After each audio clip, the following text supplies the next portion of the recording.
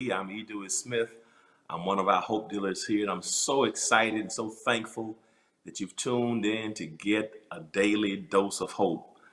We live in a world of such bad news, and everywhere we turn, sometimes things may be devastating to so many people, but we're here to let you know that there's always inspiration, there's always empowerment. And I'm so thankful and incredibly honored that you take a portion of your time to be a part of our network here. We're excited. We started this network. Uh, God gave me a vision back in March of 2020 at the onset of the pandemic that we would still stay in touch with our community, our local community throughout the pandemic. And so we started the Hope TV, and you never could have told me that in March of 2020, that within 12 months, we would have over 100 million views of our content via the cumulative platforms. And so I'm incredibly honored and humbled that you spend your time with us. So if you're here today, whether you're watching through Apple TV, Roku, Twitch, Amazon, Fire TV, if you're watching through Facebook, if you're watching through YouTube, Instagram, Twitter, if you're watching through the edewissmith.org website, the House of Hope Atlanta website, or the HTV Now website, however you're viewing, thank you for your viewership. It means the world to us. And if you're watching, drop me a line and let me know the city, state, and the country from whence you're viewing. We take your viewership very, very seriously here at the Hope TV. So thank you once again. And if you're watching through a platform that will allow you to subscribe, to like, to comment, or to share, would you please do so now? Every time you subscribe, you can get notifications as to when new content is uploaded. And that's very, very helpful. That also helps us as we bring even more content, more programming to our network here. And so subscribe now to get those notifications. Also, those when you hit those that like button, that's so very important because it helps us with our algorithms, and it also helps us during interactive forums to, if you have any questions, so that we can respond to you live. So that like button is so very, very important. Your comments are also important, your questions and your comments, because it helps us in our content creation as well. And it helps us with our algorithms and our social media engagement. So subscribe, like, comment, and most importantly, please share.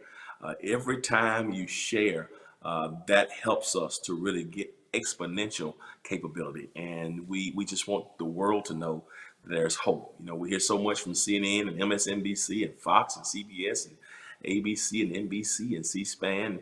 And we want you to know that there's a word of hope that can come to deal with real issues, but really affect and change and empowerment in our community. I'm excited about this first one-on-one of season 5. This season has just commenced, and we took a few months off. We've been running so hard with Hope TV, and I want to thank those of you who have been with us and still connected to our programming as we were playing programs from the first 4 seasons. But all new content, I'm excited that you're here with us for one-on-one. Today, I'm excited because we're talking about a subject that has been very, very dear to our hearts. And I think something that's very, very important for our community because we're focusing on mental and emotional health. And today we have a qualified, capable, powerful person who's going to join me today for this conversation. And I want you to be blessed. If you're going through something, community, those who just been kind of feeling depressed or nostalgic, or if you've been feeling a sense of melancholy or not feeling quite your best, so much has happened in the past 18, 19 months, so much death and so many changes in the world. And if you just want to, somebody who's been kind of going through some things, I want you to share this link with them right now because we're going to have a powerful word today and some powerful information that's going to help us. So go ahead and subscribe, like, comment, and share. It's going to be preeminently important. So today I have a guest with us who's going to come and bless us. And I speak of none other than Dr. Selena Primo, who's coming to bless us. And so I'm excited. Dr. Selena, I hope I got your last name correct. I just know Dr. Selena. She was introduced to us by my good friend and who just has said so much about you. And Ken Lewis, who's been my friend down through the years, who has spoken so highly of you, and to get an opportunity to research you and see what you're doing means the world to us. So welcome, Dr. Selena. Would you tell us about yourself today? I know you've been working in Yes. mental health for a long time, so tell us about yourself. Well, I'm so honored to be here. And yes, Kenneth has been my friend for like 40 years. We probably were two, not true, but we were very young. And we've been like brother and sister ever since. And so I'm from Martha's Vineyard Island. I live in Massachusetts, originally from New York. And I started my journey here. And God has blessed me with the journey of going through all of the mental and emotional health abuses so that I could come out and tell these stories. And He allowed me this walk into this journey where now I can help others to get through their stories as well. So I am in 30 years in practice. I have a private practice. I'm still very active in my practice. I am a trauma specialist, and needless to say, that was the path that I guess I was supposed to be on, and here I am. Praise the Lord! And so I'm here to hopefully open doors, open hearts, and open minds to us looking a little deeper into what causes us to sometimes get a little block, stopped, or flatlined in our steps, and help us to move forward and find our way through some of that, and maybe reclaim our voice in some ways. Wow, you said so much. I mean, 30 years of practice, trauma, the reclamation of our own voices. Um, that perfect segue. Thank you for what you've done and who you are, Thank you. and just sharing that story because it's so powerful, and this you can feel the authenticity coming through cyberspace. One of the things I want to ask you, relative to where we are now, I'm fortunate that we've been advocates for mental health for several years now, a decade or so that we've had a counseling center, etc. But I want to jump right into this conversation. I don't know if people understand necessarily the trauma of what has happened to us the past 19 months with the pandemic. I think sometimes we may not categorize it as trauma. I know there are other personal traumas that many of us have endured, but would you say that the pandemic has been a trauma for citizens around the globe? Well, absolutely. I mean, we have to look at all of the effects that things have happened. But let me go before the pandemic, if I may, Please. because you see, what happens sometimes in in our walk is that we carry so many burdens, right? Trauma walks with us through life, through things we see, through communities we live in, through experiences that we've been exposed to, through personal identifications and gentrifications and whatever it might be that we are involved in our lives, and things that may have crossed in front of us, around us, and through us, and taken some of our soul away, right? So when the pandemic, before the pandemic came, I was doing a lot of talking about unconsciousness because I kept on seeing this unconsciousness happening. And it was mass murders of insane magnitudes, and killing of just innocent children, and groupings and churches and communities. I mean, we've always had our battle with our communities and those kinds of things that were happening, but this was becoming unconscious. Things were happening unconsciously, and so it's like almost like the air of the pandemic was it was immersing. And so what else can we imagine that could happen in when the pandemic truly stood in front of us, when we have all of that stuff behind us that's been walking and following and living inside of us? So Hmm. what's going to happen, right? So I do a lot of work with domestic violence. I do a lot of work with child sexual abuse. I was actually one of the grandmothers to opening the doors for children to say that someone's hurting them. That's okay to say, to tell their story. Back in the early '80s, actually. So the pandemic kind of took all that stuff that was back there that we really haven't addressed, and that was accumulating and compounding and becoming more complex, and created this Hmm. unconsciousness, right? And then where did it happen? all those triggers that we were living with that we weren't really, because we have to work.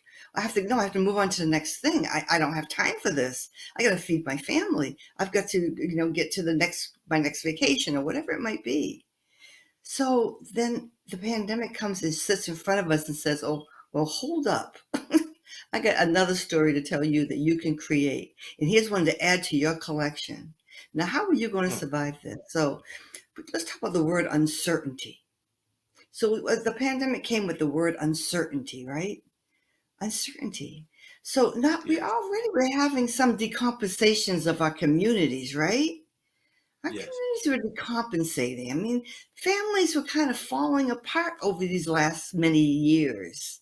And I think we were losing. I got another premise on the family we can talk about another time, but we also had our communities that were decaying, right? Lots of decay going with gentrification and us losing in so much in deaths and what have you. So the pandemic only fed that. So in my book, I've written a book called, I'll show you. It's called, can you see this? Probably not the lights, Yeah. but it's called Five Keys to Emotional Oneness, the Emotional Detox System. Yes. And this book comes from us creating toxicities, emotional toxicities, right? Mm. And so what the pandemic did was created what I call the emotional encryptors. And the emotional encryptors are these little bad guys, these little bad Pac-Men that come in and start shooting at you and say, wake up, now let face this. So when the pandemic stood in front of us and said, here's your reality, what was happening with all the stuff we left behind? It just flooded. And people were Mm. triggered. So the brain said, "Oh, wait a minute, hold on. I mean, I'm getting this overflow of memories. Oh my God, what's all these things? Where did that come from?" I have people calling me saying, "I just remembered this horrific thing that happened to me in my childhood," because they've been Wow. sitting for a year with nothing else to do but fit in fear, sit in Mm. fear, fit in fear, and live in fear, right?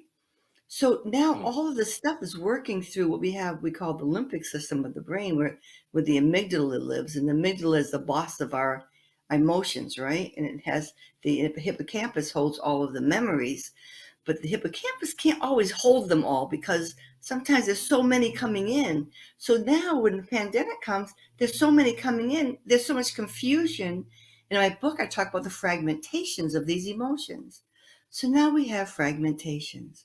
What's standing in front of me now? My certainties that I created in my days before the pandemic, where I knew I had to go to work, maybe two jobs, maybe I had a good job. I had to feed my family. I had to pay bills. I had to do these certain things, and I had to live within a framework. And I had created this community, and I created this family blend. And everything is working in the magnitude or in the formation that it's supposed to be working in, and this is manageable. So that was the certainty. Some people couldn't go beyond that certainty. So now it comes the uncertainty. But my certainty doesn't work in this uncertainty. So how Mm. do I move myself forward? Do you see all the blockages that are coming?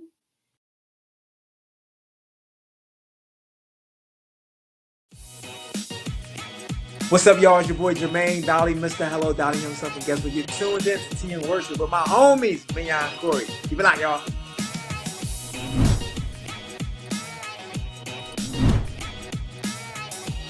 Hey y'all, it's Candy West, and you're watching Tea and Worship with Mignon and Corey.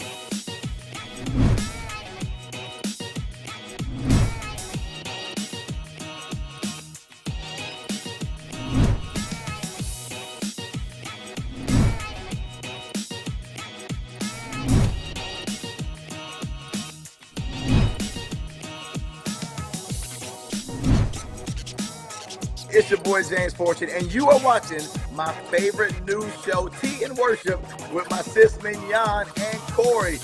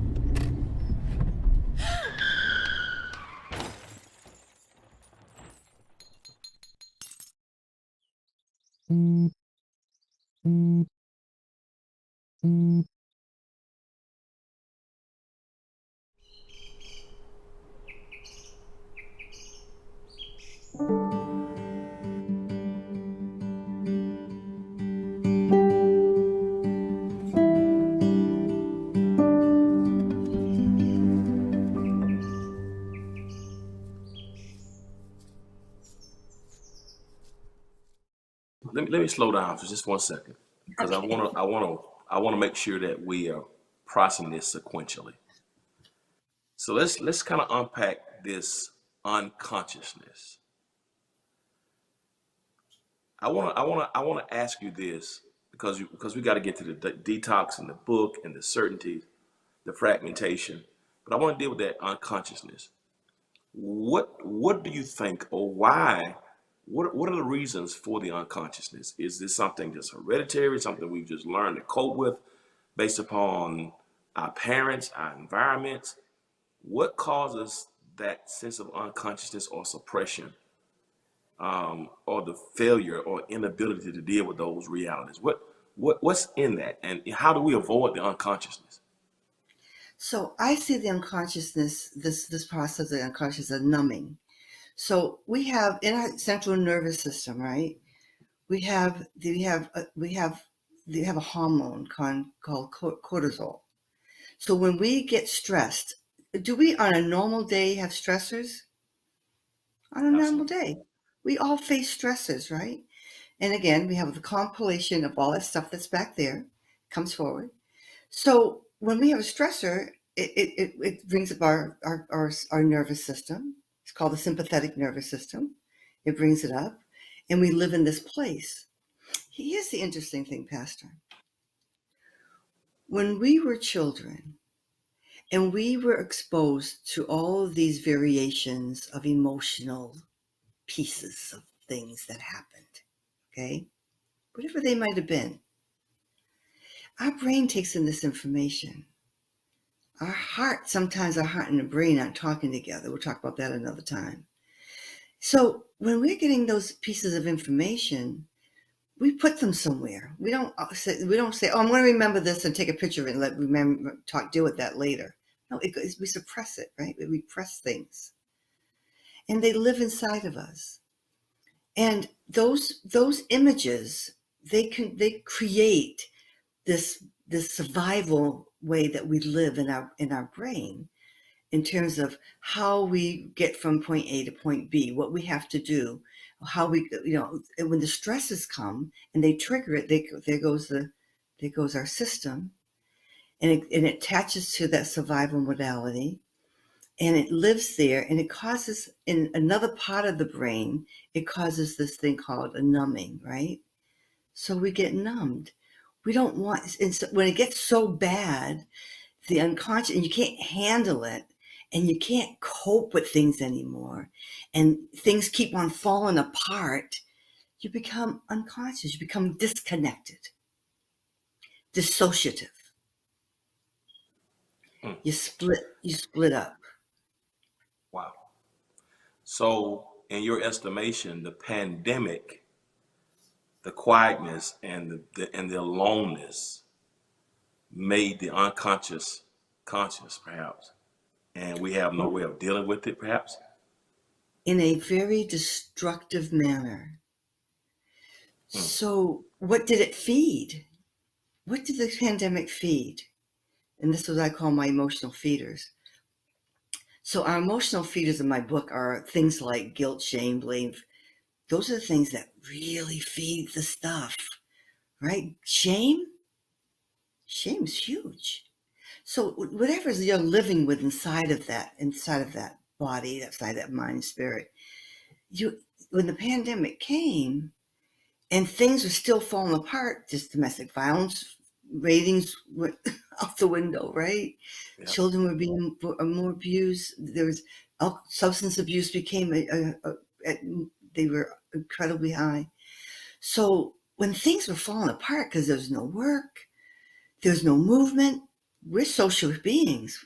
Even those of us Yeah. who didn't carry a whole bunch of maybe horrific trauma in our life still were very impacted by no movement, no socialization, no ability to get out and process, and becoming stagnant within the social media. I mean, thank God there was some outlets, but so we're feeding the wrong stuff. The wrong stuff was getting fed.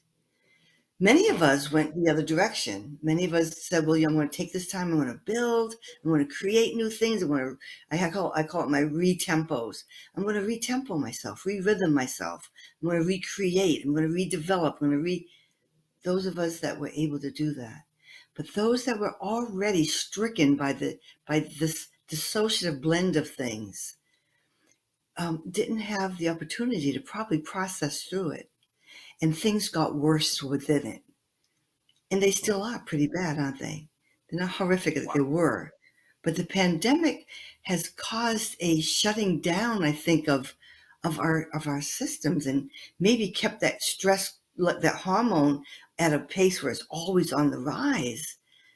And that keeps us at a sympathetic place where we can't make those decisions. So here's what happens. When we stay in that part of the brain, which is in the mid-center of the brain, the executive functioning of the brain dims down, and other parts of the brain dims down. We have to know our whole body. This is not just about knowing about what makes me feel sad and mad and what makes me feel guilty and shameful. We have to know how it affects not only our body, but how's it affecting us physiologically. What's happening to our organs? So there's so many interactions going on that the pandemic has caused for people who are sitting there trying to figure out their next move. Many of us were fortunate enough to sustain and keep moving, but still we didn't move ourselves. We're still sitting in this position. So let me ask this. So we come from the unconscious, all the past things. Pandemic arises to bring them to the forefront. Some of us are able to process correctly in that we recreate, we produce, we build, we grow. Others don't do it so favorably, so it has more of a traumatic effect on them. And that is where you mentioned the word indicators and emotional toxicity. Mm-hmm. So how do the indicators work with that, with the negativity that has arisen as a result of the pandemic? So the emotional intruders, that's okay. So the emotional intruders awaken. See, the emotional intruders are those little things that still live within us. Those are the things that shift our character, right? They shift the way we think about things. They shift us in the matter of like what things that we may have been able to cope with or hold on to or sit back on. We get more confrontative about them. Maybe we get a little bit more irritated easily. We get a little bit more, or some of those characteristics that we don't let everyone see start to show up more readily. So those are the emotional triggers. The triggers are what cause that. It's the triggers that we're not dealing with that cause the emotional triggers to activate. So, and somebody says, "Wow, you're different. You're different today. What's going on with that?" So, when you get agitated, when life gives you some turns, when you start losing people, let's think of the families that lost family members. These were, maybe healthy families, maybe their emotional mental health was pretty stable. What did that do? That tears you up, right? When you're losing one, maybe two, and then you can't touch them, see them, feel them, or go or bury them. Think about what that does to us. We're feeling human beings. So there were so many things in this pandemic that we had to fight through, or we had to flight through, or we freezed through.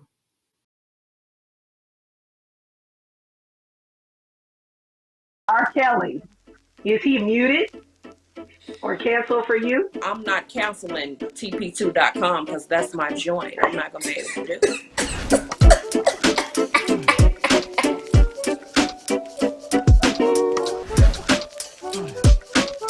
Look, we're going to get all in there today. Going back to church. Are you ready to get in the house, or are you ready to stay online? I don't want to catch COVID. I'm ready, but I want to be safe.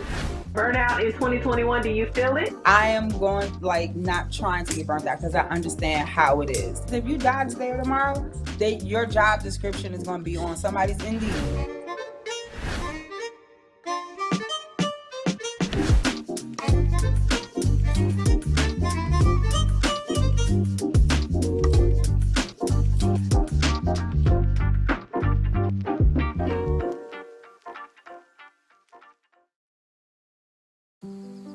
Hey, Dad. I need your help asking Jessica to prom. Of course. Love is like the ocean. You have to tread the Oh, waters. Dad. That's not the kind of help I needed. Hey, Jessica. Will you go to prom with me? Yes. You don't have to be perfect to be a perfect parent. Thousands of teens in foster care can't wait to share their first with you. You had this epiphany based on what your grandmother had done. Saved money for 6 months, paid off debt, slept on the floor. And because of this conversion moment, you literally are sitting on the board of a bank that wouldn't have even given you a loan. I was a pastor of a church. I was spending so much money dressing like a preacher, driving preacher cars. If I'm spirit-filled, the same Holy Ghost that makes me shout can make me wait. Wait until I can afford a BMW and stop giving money, donating money to big banks, paying them 18% interest for the right to use their credit card to buy something I can't afford. It's a mentality.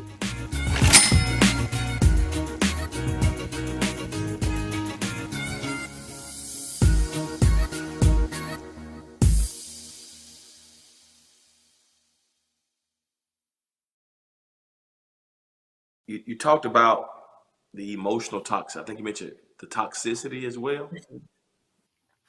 So the toxicity is a result of the intruders taking over. Is that correct? So the toxicities is result of how what has consumed us through our lives, right? It's the buildup of the consumptions, the negative consumptions, the negative influxes, the negative implications. It's a buildup. So the negative intruders live in the toxicities. They're the families in the toxicities. So when the toxicities get to a high level, right? When you get high level of trash or high level of whatever, then all of a sudden you get some type of something emerges from it, murk or whatever, or gases, or so we get these intruders, and they get to the point because now our emotions have shifted, right? So our emotions have shifted. So now they're saying, oh, now we have ownership because all the toxicity. So I can think of I'm thinking, oh, this is Dr. Selena. She lives on Martha's Vineyard. Oh, she has a good life. No, because when I go through my stories and who I really am authentically, I'm Selena Pina, who grew up in New Bedford, Mass, in a non-English speaking family, and we were poor. We were poor, and we were exposed to a lot of things. I saw a lot of things, and a lot of things happened in our communities and personally to me. And so, and lots of those things I lived through, but some of those things are still living inside of me. So when those toxicities come up, they're grabbing onto those things. Like I went through one today. I was in a class today, and one of those toxicities came up, and I almost had a panic attack. I thought I got rid of it, but it told me, no, you're not done yet. So it's things that have accumulated in our lives, and we take some of those little things for granted. We've got to take good care of ourselves. The detox is any detox. We have to look at ourselves. We have to know. I have written a curriculum where we take people through a whole lot of stuff. We can talk another time on that as well. But the toxicities and the intruders are fed by the toxicities. So what else lives in the toxicities is the emotional feeders.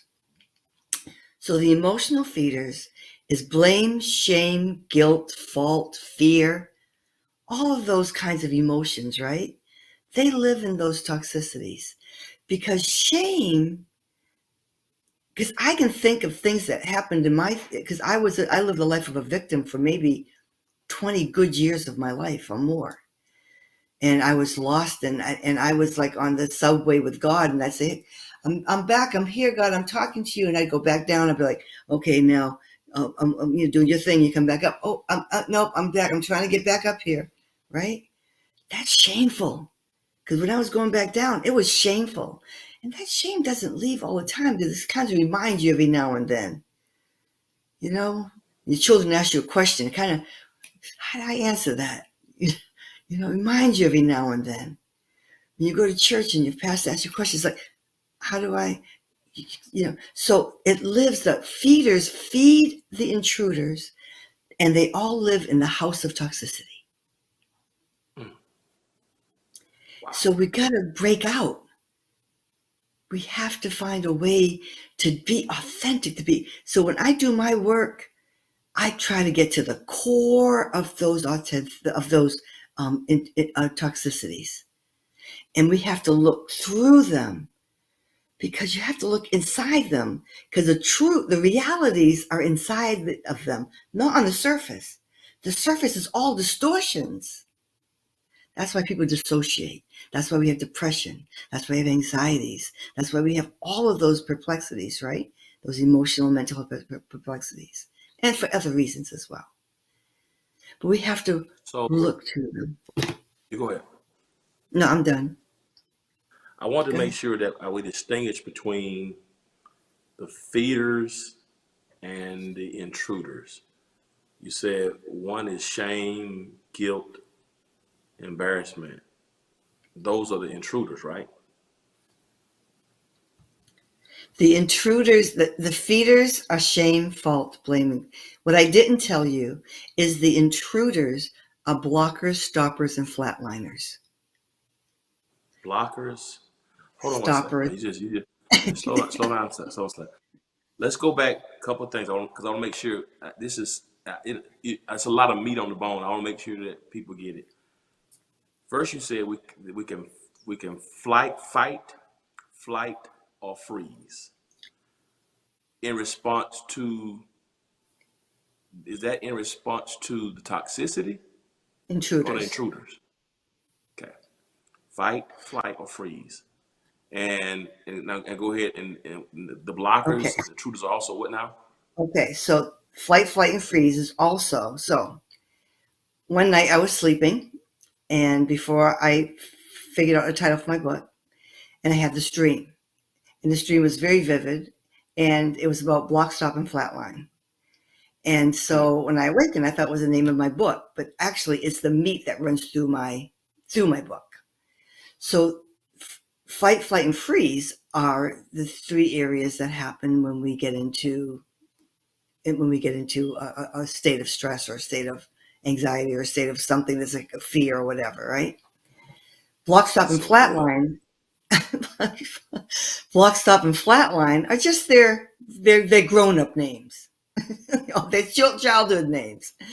So block is when the feeders are activated in the toxicity. You're in the house of toxicity, and the feeder's like, oh, well, it was your fault. If you weren't there, that would have never happened to you.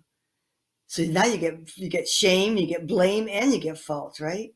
So maybe it's like, I'm not buying into that a whole lot, but maybe I shouldn't have been there. So but it blocks you. Some parts of this toxicity is blocking me, causing me to maybe get a little bit off my track. Not able to really, I can still go to work, I can still handle my day, I'm still functioning, but it may not be like at my 80%, it may not even be at my 50%. maybe it's 60, maybe. But then they get a little more strange, and then they start saying, oh, but look at this picture. You see this picture? This picture, this is what we're talking about, Selena. This is what we're talking about. Remember this? And then you're like, oh, and you get, then they stop you. Now they're stopping you. Now, if you don't get through stop and get back over there, try to get back up the block, get some help, get someone to talk to, get some supports, they're going to stop you. And you're going to start living, and things are going to start being a little bit more sensitive to you. You're going to start seeing things a little bit more differently. You're going to start feeling a little bit more slow down, probably move down to maybe your 45, excuse me, your 45%. And then if you let it go on and they really give you the activation of that image, then it will flatline you, bring you into a dissociation. Or bring you into, and dissociation doesn't always mean that you're splitting personalities. Dissociation means that you're going out. You're going out to your safe place. You're going there to hide, to become invisible, to get free from that. So that's your depression. That's the thing that keeps you down. So now you're not getting up. Maybe you're at 10%. So the intruders are block, stop, and flatline, which are representative of fight, flight, and freeze. The intruders are block, stop, and flatline. The feeders are all those emotions that start squirting these things at you. And the toxicity is all of everything that still lives inside of there, that still causes us to have that gut, that heartbeat that's fast, reading too fast, that gives us that down that we can't get up, and we want to try to move, get some momentum, and our momentum is flat. So we have to get to that. When you stop feeling, Let me ask you this question. Yeah. Let me ask you this question, because you mentioned about your experience today, when the anxiety started to creep back in. Will we always live in the house of toxicity? So, no, because we're going to work on it. We have to acknowledge it. We will if we don't acknowledge it. We got to talk about it. We got to pray on it. I'll tell you the truth. If it wasn't, my first walk was with God that got me off that train I was on. I mean, it was a big fight, but he grabbed me and finally said, okay, your lessons are done. Now it's time to build you. So my book is really based on that, my pain to my purpose. So we have to work on, we have to talk about it. It's okay. That's why we got to get to the realities of them. Yes. When I was a little girl, I was so hungry. One time we didn't have any food. I ate some rice pudding off the floor. My neighbor gave me some, it fell down. I ate it off the floor. I can't eat rice pudding today because it upsets my stomach. But I acknowledge that I was poor and I ate the rice pudding and it saved me for that moment. So rather than being upset with the rice pudding, I looked at how it saved me for that moment and not be embarrassed by it. Not let it be a buildup in that house of toxicity, right? Wow. We have to look at the realities and the truths. We have to get to the core, look at the realities and the truths.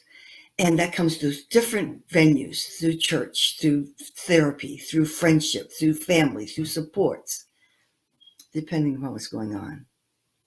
You don't have to live there. Let me,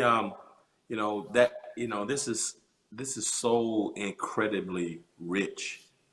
And we're out of time already. And I mean, it's you're blessing me, it's just causing me to think and reflect, you know what I mean? And I'm supposed to be, facilitating this session for everybody else. And as you're talking, it's just so powerful. Thank you. And so the person who's watching right now, because my assumption from what you're saying, because I haven't read your book, is that when those intruders come, our response should be to fight. But flight and freezing happens. And so I believe there are some people who are watching right now who may be not fighting. I've been in those those spots. They're frozen and they're trying to flee, to disassociate, to escape it. And I think there's some people right now who need to confront those realities. Some people who are watching even right now didn't know, about the intruders and the house of toxicity, and maybe going down, from that whole piece from the stoppage to the blockage and, into the flatline. So for those people who may want to have a conversation with you, because I do know you have an active practice. So I want you to tell people no more how, if there's a person who wants to talk to you, are you available to help them kind of process through therapy? And if you are, how can they contact you? Yes, and I am, and I do a lot of global work. So I am available. My email I could give. It's emotional health at drselinaoneness.com. And my website is drselinaoneness.com. So emotional health at drselinaoneness.com is my email. And drselinaoneness.com is my website. And I'm doing a lot of retreats this year. I'll be doing them internationally. So please join me on a retreat. We're going through the 5 keys of emotional freedom. It's called Optimizing Emotional Freedom and Rhythmic Release. We're going to be dancing our way into change. Listen, I feel conflicted because I don't want to end this session and I didn't get an opportunity for you to talk about more things with the book. Can you come back? Can you come back next week? I need to finish this conversation. Absolutely. And your information is on the screen now. The website information is on the screen now. And now I want to talk about how can people order. Can they order your book on the website as well?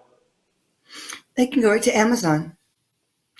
It's actually an international bestseller. And they can go on to Amazon and get the book. Listen, so the name of the book one more time. It's 5 Keys to Emotional Oneness, not the fragmentations, oneness, the emotional detox system. The emotional detox system. We hear so much about physical detox, but not enough about emotional detox. This has been absolutely powerful. I want those who are watching, listen, Dr. Selena is going to come back for part 2 of this conversation. And I hope you have been encouraged and inspired to just reflect and to pause and slow down long enough to think about just the nuggets that she dropped on us. And I tried to slow it down because she's so, as you can tell, she's so filled with so much insight, and it's impossible to get all this in a 30-minute window. And I just hope that somebody, even now, as she was speaking, that your spirit and your soul and has begun to open up to realize that there is help. Help is available, no matter how bad it is. She's going to come back next week, and I want you to share this link. If you want to send some questions in that you'd like for her to answer next time, please do so. We're going to stop this episode of One-on-One. This 2-part series is called The Emotional Detox.